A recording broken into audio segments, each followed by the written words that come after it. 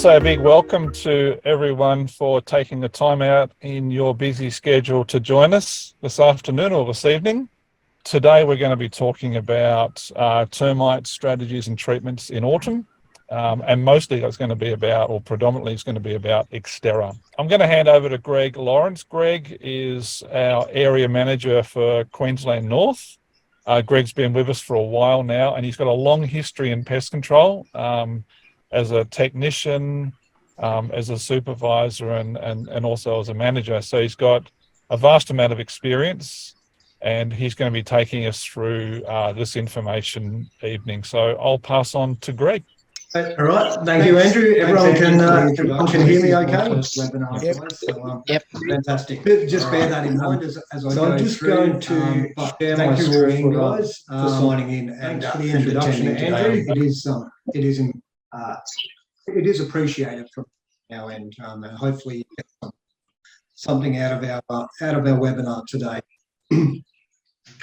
Andrew mentioned it was termites in autumn, strategies and treatments. So we're just going to go through a few points on the Xterra system and discuss it from there.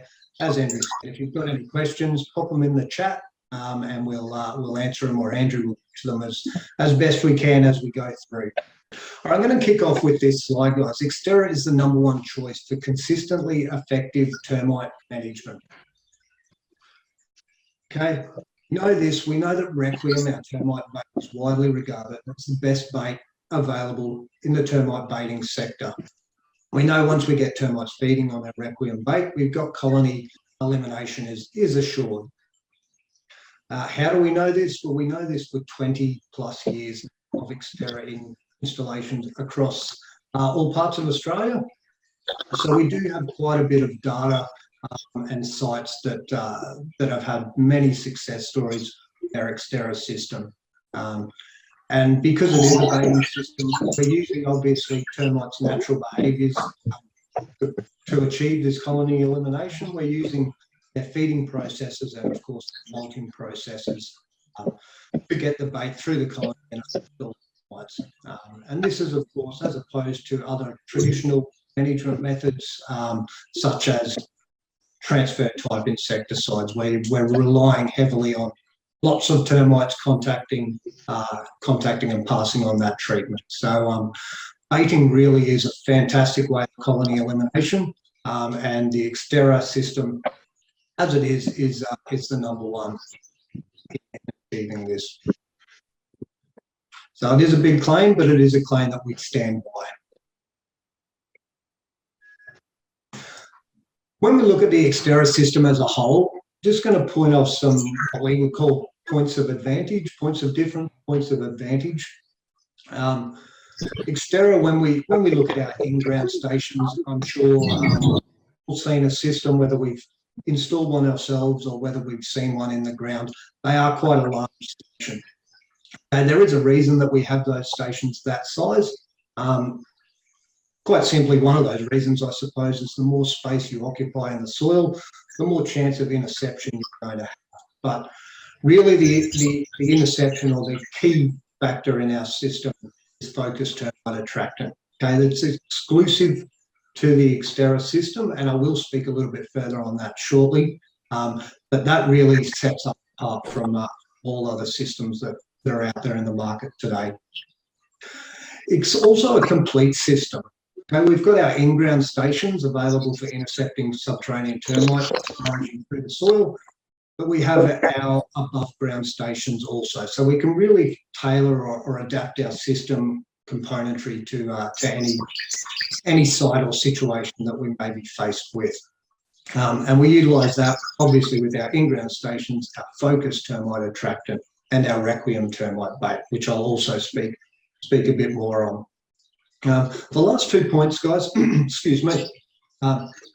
We have a dedicated support network committed to your success. So that dedicated support network, I'm one of. We've got area managers right across the country. If you're not sure who your Insistex representative or area manager is, drop it in the chat or make contact with us, and definitely put you in touch with your relevant manager. But we are here to help. We really do want to help you succeed it's in everyone's best interest. So please feel free to jump on the line, give us a call. We're here to deliver training, can provide support over the phone. In-field assistance sometimes can be another thing we can help with. So please feel free to use us, guys. That's what we're here for. We're here to help. Systex also prides itself on ongoing research and development. So we're not just talking the Xterra system, but right across our product line. We want to make sure that what we're doing and what we're putting into the hands of the end user, being your businesses, that we're giving you something, some quality to it.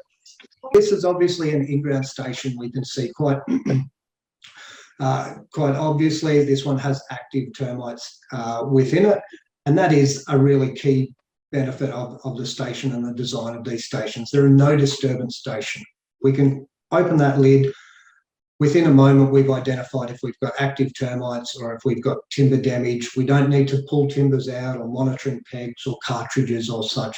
It's a really easy system to inspect, and we're not going to disturb the termites, by opening the lid. So it is very unique in that design. Andrew, I'm just going to jump across. Did you have anything you wanted to add on that slide before I move on from it? Thanks, Greg. Yes, I did. So last week we put out one of our area managers over in Perth, Willie, put out a video just doing an Xterra install, and the Xterra install he did was all in concrete stations. Now we've actually got some science that backs up our claim that we get much better hits in concrete stations generally than we do in in-ground stations, particularly when the in-ground is placed in the lawn. We had a couple of negative comments about that video actually, and I just wanted to answer that. The CSIRO and people like Theo Evans did some trials on the comparison between hits on in-ground stations and hits on in-concrete stations. And there's a significant difference in the amount of hits we get in concrete stations. So in-ground stations in lawns, about 2% of those stations get hit, as opposed to 60-odd% in concrete stations. It's a significant difference. So whenever you ask us, oh, where should I put my in-ground? Should I put them in the lawn? It's easier there. Or should I put them in concrete?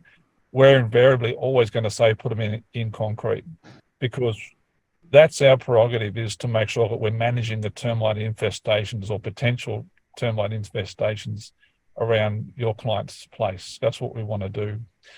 The reasons that in concrete get more hits and significantly more hits, there's a few reasons for that. One is the amount of moisture that is maintained or retained under concrete, that we all know about.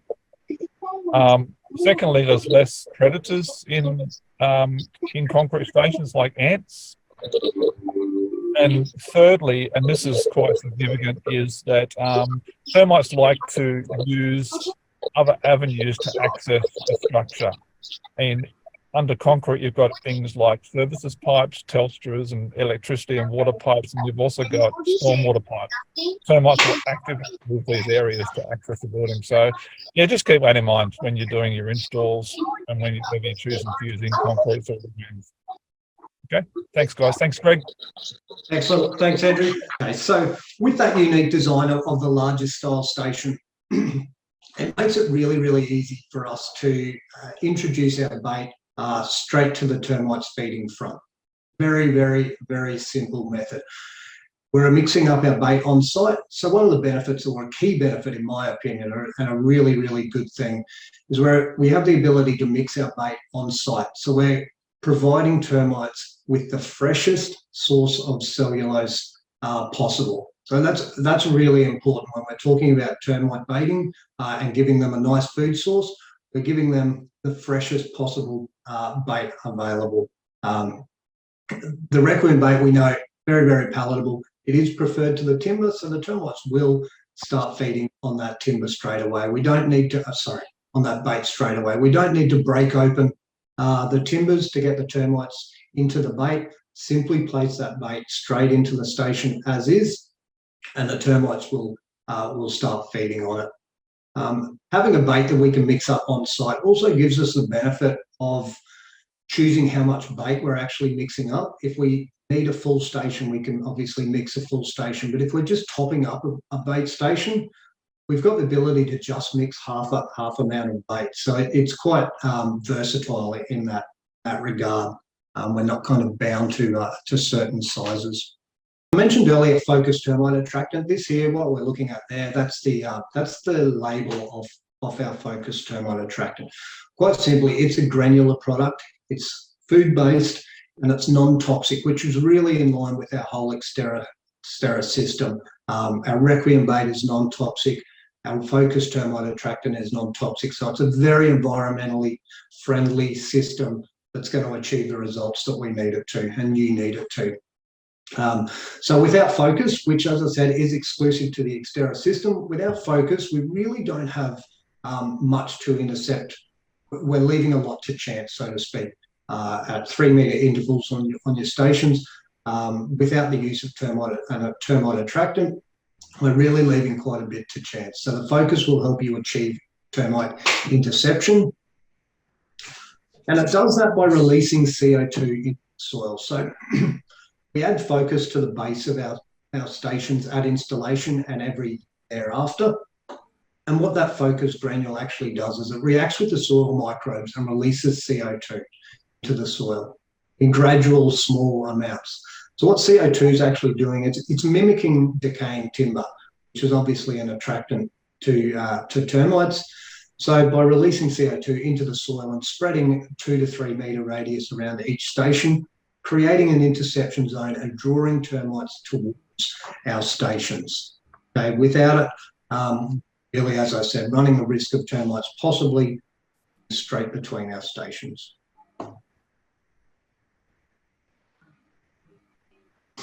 So again, it's a natural non-toxic food-based granule. The entire Xterra system, very, very environmentally friendly.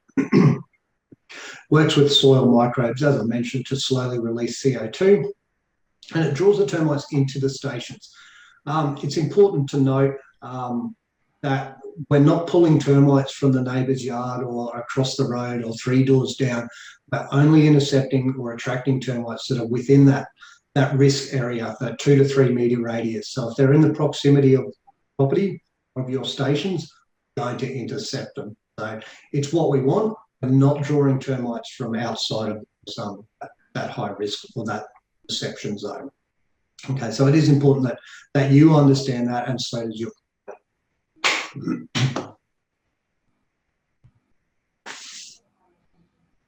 I mentioned our Xterra system is a complete system. So we have our in-ground stations, which we've seen. These here are our above-ground station, hard station options. We've got the top of the picture is our slimline, and the bottom is our larger, more traditional, regular size station. The stations are a hard plastic, rectangular in shape, tamper-proof screws on the top, and are slotted at the base to allow for termite ingress. These stations really are unique in the way that they allow the termites to feed comfortably within their food source. They're a sealed unit, so we're not encouraging air that can get in and dry your bait out, sunlight, or providing opportunity for opportunistic ants or other insects to invade your bait. So they're quite a good unit. Makes it easier for your termites to control their environment when they're in a nice sealed also. Definitely a handy bit of gear to have. What we're looking at there, obviously, is a couple of above-ground stations of ours mounted horizontally on a timber floor surface. Now, there's a few things I'm going to talk about while we're looking at that picture. The first thing you're going to obviously notice is the termite mudding around the stations. This is not indicative of a successful bait. You may not see this situation. If you do, fantastic, but don't use this as a measure of success. It's simply just showing to us that the termites are inside of that station. They're comfortable. They've secured that as a food source, and it is great to see. But you'll often come across stations where you don't get any outward signs of termite presence until you pop the lid and it's a completely different story inside. Another thing I wanted to note on that slide is you'll see that there's 2 stations mounted. We will always recommend that you place more than one, even more than 2 stations, but definitely more than 1 station. Science and research has showed us that the larger a food source provided, more feeding investment you're going to get from termites. So you're going to get more termites in your stations, which is obviously what we want. And those termites are also going to feed faster. A larger food source will make termites consume their food source quicker. So if you've got extra stations there, you've got a nice large food source, and termites can happily chew away undisturbed. The third point I wanted to point out is you'll see that those stations are fixed to that surface using a silicon. The silicon we use is Selleys No More Gaps. That's the approved silicon for fixing stations. Inside of those hard stations, there are screw holes, so you can screw 2 surfaces, and that there will be a pretty simple installation if you're just screwing to the surface. The Selleys No More Gaps just creates that nice seal, prevents any ants or sunlight getting into your station. Not every station or install, of course, is going to be as nice and simple as that. We are going to be faced with some unique situations. One that comes to mind for me was a job I went and had a look at prior to working with Xterra.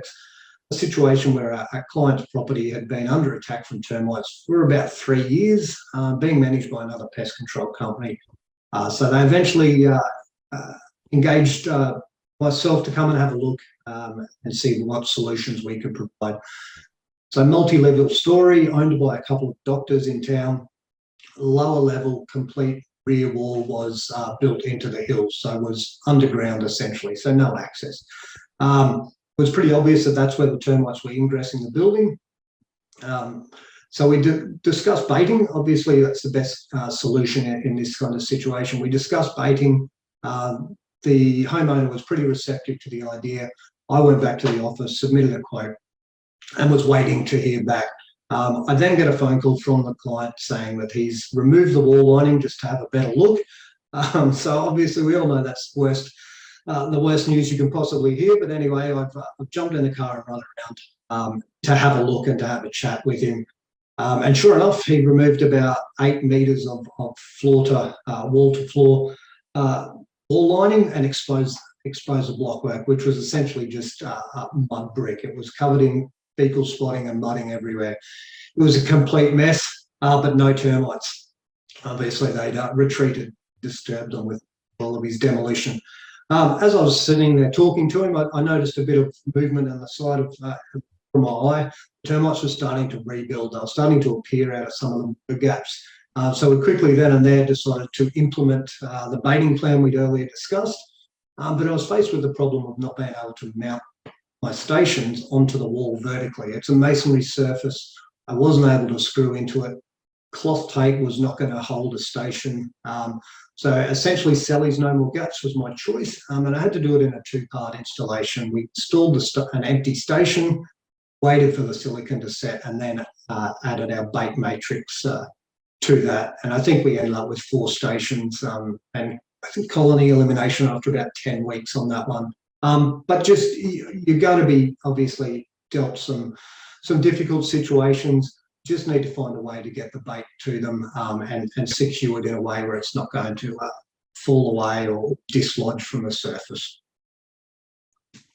Next slide here is a great sight to see. I think this was a 3-week follow-up on a station. We can obviously see it's pretty chock-a-block full of worker termites. If you look closely, you will see some soldier termites amongst that.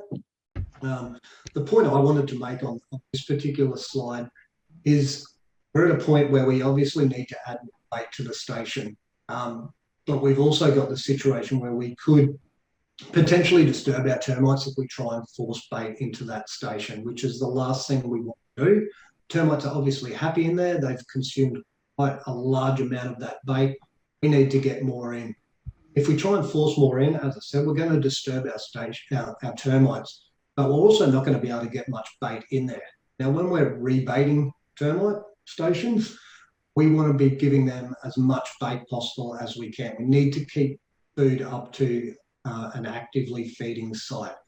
So in this situation, the decision process on this one is to simply move the lid as it is at the moment, slot a new station straight in place on that. The base will actually sit quite nicely on top of that station, seal off around the join there with cloth tape or Sally's No More Gap. Just make sure you seal it off. Add your bait to the top station now, put the lid back on, and essentially you've rebaited that station without disturbing those termites at all.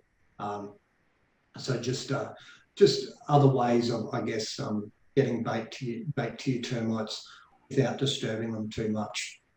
We can also see that's relatively early in our baiting process. Lots of workers still. We haven't had our cast ratio change yet. We've seen soldiers outnumbering workers. So we're still early days. We still need plenty of bait to keep this colony feeding. Along with the above ground stations, we do have bait bags available. These bait bags are an empty mesh outer with a dual layer paper inside. Essentially, you mix up your bait, you add it to the bait bag between the mesh and the paper, and you install it to situations where a hard station is not going to fit, going to mount correctly.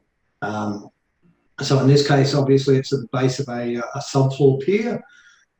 With that, further to that installation there, we would add some paper towel or something wet down over the top of that, just to really hold some moisture in, and then cover it again with maybe a plastic bag or something.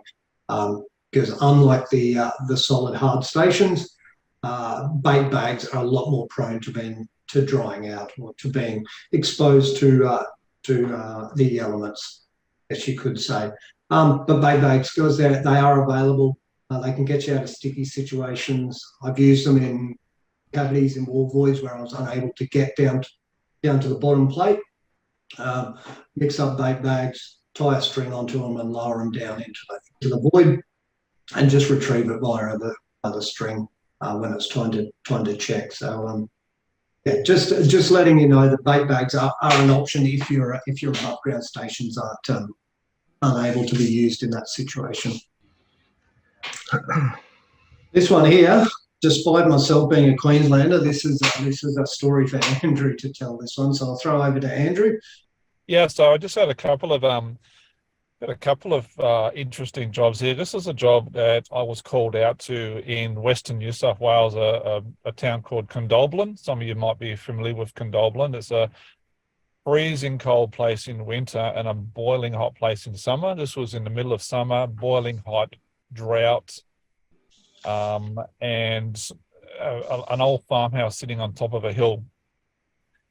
And we couldn't work out where the termites were really getting their moisture from. It was so dry, all the dams were dry, everything was dry, until we opened the pantry cupboard and we found this. It was a full case of 4X, and every can had been consumed by the termites. They'd drunk a lot. I kept one of the cans for proof because I wasn't sure people would believe me. But there's a tiny little pinhole in each can, and all the beer is gone. Now, some of you might say that's 4X. That's just how good it is. But if it had been 2s, they would have eaten the cans as well. We put an Xterra system in place here. We put about 3 above grounds in the roof void. I always find roof voids are the best place to bait. For a number of reasons, but mainly because they're out of the way, and I've always had success in roof voids. So we put about 3 above grounds in the roof void and had a colony elimination in about 12 weeks. I think that one was. It's going back a few years ago though. If you see me at a conference somewhere, ask me to show you the can. I usually carry it around with me in my car. The next slide. So you would think living on a boat, a fiberglass boat, moored about 100 metres offshore, you're going to be pretty safe from termite attack, but not the case for this poor boat owner. This was about the 4th or 5th boat that I've been involved with over the years. And This one had copter termes acinasiformis on board. How they got there, I'll let you work that one out. Probably a flight from those trees behind, which like I said, they're about 100 meters away. So we jumped in the little rowboat to get out there every time we had to go and install stations or check stations. The only mistake I made here was that I didn't take my fishing rod. We had to be quite creative in how we set this above ground station up. Just had to prop it up on something, so another above ground seemed like a pretty good idea. It was nearly impossible to do a full inspection on a boat. I mean, getting down to the bows of the boat where we thought the termites were coming from was impossible. If most of you, or if any of you know much about boats, and you probably know more than me, it's a fiberglass boat, but it has a lot of timber in it, a lot of timber ribbing, which is then fiberglassed over, and the termites were actually eating that. So it was quite important that we got a result, and we did get a result in about 12 weeks with this particular boat. This is the only one I've done where it was actually moored offshore, and this was in Sydney. Now, I want to go back to a point that Greg made earlier. We continue to provide Requiem bait in a powder form in a box, and we do it for the very simple reason that you're just able to use it in a number of different situations, like Greg said, in grounds, in concretes, above grounds like this, and also bait bags. You can't do that with a pre-mixed bait. You've got to be able to mix it yourself and apply it how you see fit. All right, back to you. Thanks, Greg. All right, thank you, Andrew. Yep. All right. Speaking of bait bags, this probably, I guess, almost relates to what Andrew was saying about roof void baiting. Maybe this situation here, part of it could have been avoided by just looking and jumping in the roof void and maybe baiting the top plate if there was an opportunity to do so there. But essentially, guys, if we're providing a professional service, hopefully we're charging sufficient amount of money to supply or service that property and give them professional look. So the hard stations that we have will certainly help you achieve that. Again, maybe this bait placement wasn't the best spot. Just because termites were feeding there, that's great, but maybe there could have been better opportunities or placement considerations in that regard. So yeah, just obviously just have a look around. We want to be baiting where termites are feeding, but yeah, just be considerate of things like disturbance. How easy is it going to be to mount to that surface, so on and so forth. So I guess the point is just have a good look around it and see if there's an opportunity to bait in a more secure, safer spot. Andrew just mentioned that we supply our bait in a powdered bait form in a box. That's a 1.5 kilogram box, and that's the label that we're looking at right there. So there are mix rates on that label. But this image that you're looking at now, that's the consistency we're trying to achieve when we're mixing up our Requiem termite bait. A nice crumbly consistency. I know for those of you who maybe were exposed to Requiem baiting or mixing process, nearly 20 years ago, we were mixing it a lot wetter, which was the process at that time. Nowadays, we've developed the bait, improved it to the point where a drier mix is much better. It's neater, good consistent results with a drier matrix. So you can see that person's holding that bait, their glove. There's no moisture dropping out of it, but if they were to squeeze that with their hand, you should get moisture escape out of that bait. It needs to have a moisture content, but if you are still mixing your bait pretty wet, maybe just consider just checking with your local area manager as to the moisture content within it. Start with 200 grams of dry powder bait, add 400 mils of water, up to 600 mils, and that should be somewhere in the range of bait or your bait moisture. Obviously, guys who are businesses that are operating in warmer climates, hotter areas, you may need to have your bait a bit more moist. I'm not going to use the word wet. A bit more moist, just to try and starve off dehydration or drying out of your bait. Again, using an above ground station will certainly help to keep moisture within your bait. So that's important also. I didn't mention it. Sorry, I meant to mention it while we were looking at the label of the bait. Chlorfluazeron is the active insect growth regulator we use within our bait. Okay, and if I just briefly, if we want to compare in LC50 format, I suppose, lethal concentration to kill 50% of a test population, consider chlorfluazeron minimal active to achieve the result, as opposed to some of the other IGRs used in baiting systems, whereas hexafluorine, 7,650 parts per million, meaning there's quite a lot of that bait required to achieve the same result as 3.63 parts of chlorfluazeron. What that translates to when we mix it into we formulate our bait, is 0.01%, of our bait matrix is actually the active ingredient, fluazeron. The rest of it is feeding attractants, pure alpha cellulose, the Colonel's secret herbs and spices. That's what really makes our bait successful. There's a ton of baits out there using chlorfluazeron because it is such a great potent IGR, but really the magic comes down to what's in your formulation.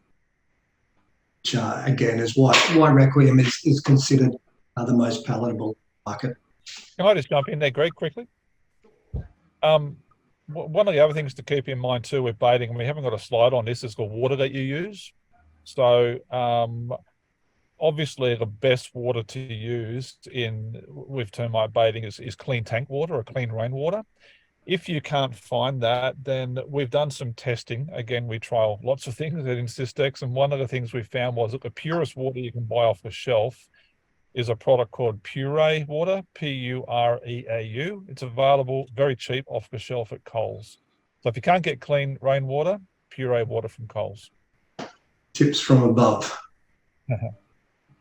Okay, all right, guys. I'm not here to tell you how to, or it's a training lesson on installation, but there's some really key points to note when you're putting in your in-ground stations.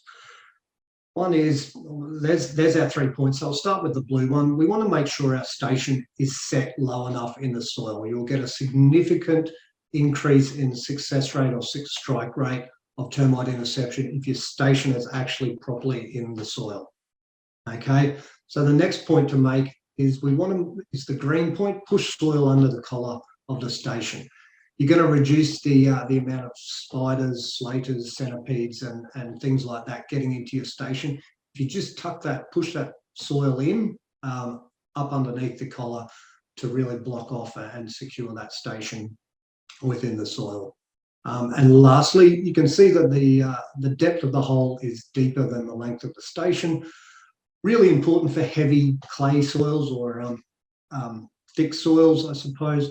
But really, it should be practice that you do with all installations. You want to allow for drainage. You also want to allow for when a 12-month renewal of your focus attractant is to be added. You can put that in and it's actually going to go into the soil, which is where it needs to be to react with those soil microbes. So just some key points to consider so that you're going to avoid this kind of situation. I know I've definitely had the phone calls from homeowners asking for new lids, or they've broken a station from the lawnmower. You get one of those calls, fix the problem straight away. It's not going to fix itself. You're going to be going back replacing lids all the time. It's just common. So just make sure when you do the installation that you are getting your station right down into the soil. That collar needs to be below the grass root level. Otherwise, your grass is going to grow under your station, so to speak. We really want it down full length in the soil. We have survey flags available. The lids have an actual little hole in them. You can insert a survey flag inside that station. So if you're worried about landscapers covering over your stations, that's one way, I guess, of identifying where your stations are. Others will use a little bit of marking tape or something on the side of the building or the side of concrete or something like that to identify where their stations are. Sometimes they can unfortunately be covered over. And lastly, guys, this is our Fibranol granule bait, Hymenoptera ultra. This needs to be part of your Xterra installation kit and routine servicing kit. When we install our Xterra stations in the soil, we're disturbing the soil, we're upsetting a lot of potential ants, ant nests, things like that. So if we carry around and when we're doing a final walk around of the site, sprinkle a little bit of Hymenoptera around the top of the stations. Don't put it in the stations, just around the top of the stations. So we're going to take care of all those ants that are now looking for a nice, easy spot to rebuild their nest. So definitely sprinkle a bit of that around. It does target all ant species. It is a food bait, so it's not a contact product. Not sure if I mentioned, sorry, it is Fibranol, representative 0.1 gram per kilogram. So very low dose, but due to the reason that it is a food attractant, there's a bait for the ants and cockroaches will also feed quite readily on this bait. But definitely use that as part of your installation. Put it around the top of each station, and also when you're checking on your routine checks, if you're starting to notice ant activity, definitely utilize this product. It's a handy product to have, not just for Xterra, but obviously your general pest control also. I think that probably brings me to the end of my stuff. Andrew, I'm probably going to throw back to you there to add whatever you think we need to or whatever I missed. But guys, thank you very much for your attendance and tuning in. Appreciate it. Thank you. Okay, so thank you. Thank you so much. Cheers. Thank you very much. It's really great that you all come along. You're very, very welcome. We're going to do these fairly regularly, and we're going to just do short, sharp ones on target or on point to a particular subject. I think, Willie, you might be up next month, but if you've got any questions, chuck them in the chat now quickly before we hang up. I know there's a lot of comments coming through about the water, and some people saying they know people that use tap water or have used tap water. Look, most of the time tap water is probably going to work and probably going to be okay, but when you get those sites where something's not quite working or something's not quite right, it'd be nice to be able to say, you know what, it's definitely not the water because I use puree water or I use rainwater. Someone's mentioned that the Gatorade, the blue Gatorade particularly, I remember back in the day when Gatorade used to be the go-to when using something like Nemesis. You definitely do not need to use Gatorade with our bait. You just need to use clean water, and like I said, the cleanest water that we've sort of come across in all our tests was puree. Neverfail was full of chlorine, so was Mount Franklin. So if you're buying Mount Franklin from the servo, you're pretty much paying for tap water, surprisingly, or maybe not surprisingly for many of you. Okay, so that might wrap us up. There's a question there regarding getting Hymenoptera to feeding with banded sugar ants. I'm not familiar. I haven't dealt too much with banded sugar ants, so if anyone else has a tip there, feel free to tuck it in there. If you find ants inside a station, nesting inside a station, can you add Hymenoptera? The answer is yes, you can, because it's not going to deter termites if they do get in that station later, but having ants in there is. So ideally, best to put the Hymenoptera around the outside of the station, but if they do get in there, you can add some Hymenoptera inside. All right. Thank you all very much. We might call that quits, and I thank you for your time. We'll see you next month. And yes, we look forward to seeing you again. So thanks for your time, everyone.